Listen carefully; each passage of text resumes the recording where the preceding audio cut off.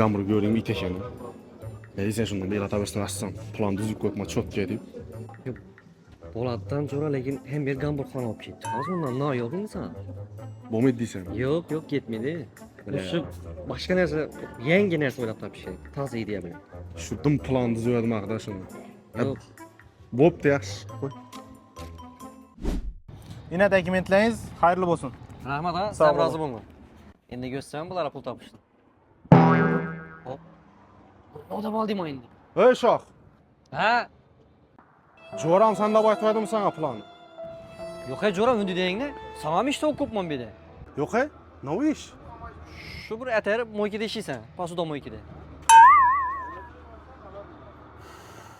Nasıl? So'rab O'zbekiston kolxozuna bo'ldi. Akbaşlarım pul to'g'ib yotdi ekan shunda. Shoh. Akbasiga qachamaydi. Bo'lmaydi, jo'ra, kallang ishimi, xalqda pul yo'q hozir, qarzdan boshing chiqmaydi. O'zi unamizga pul olacak yok mu axı?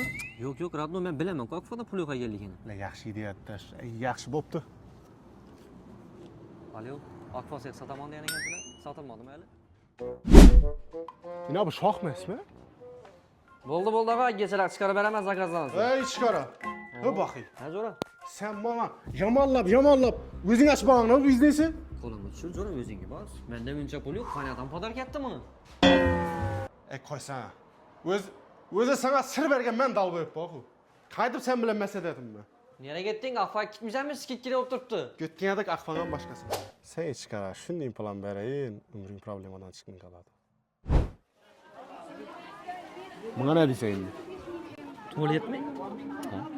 Tuvaletda ish olamiz, jo'ra. Mashina yarasha ishlasan. Va.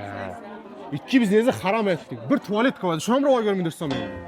Jo'ra, normalniy biznes bilan gel. Zo'r mesleklerim bor menda. Sakka uradan. Ey, şu Rossiyaga getireceksen o meni, şu Rossiyaga getadigan geldi şu. Yo, nere?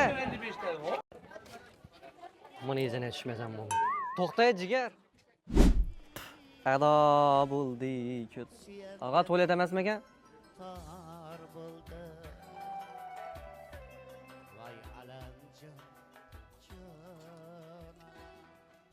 Voy, saqadan shu mijilding o'zi tuvaleti odam kelmayapti. Hiç çora bizimkine o'xshayaptimi? Ha, zo'r, salom nasib etsin.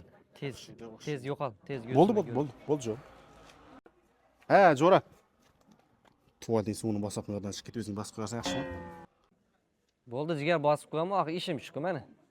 Bosasan axir, ikki biznesni ko'taradi tuvalet ochgandan keyin. Knopka bosasan, tuvalet tozalaysan, bo'lmaga tarqatasan. Adashib ketdim.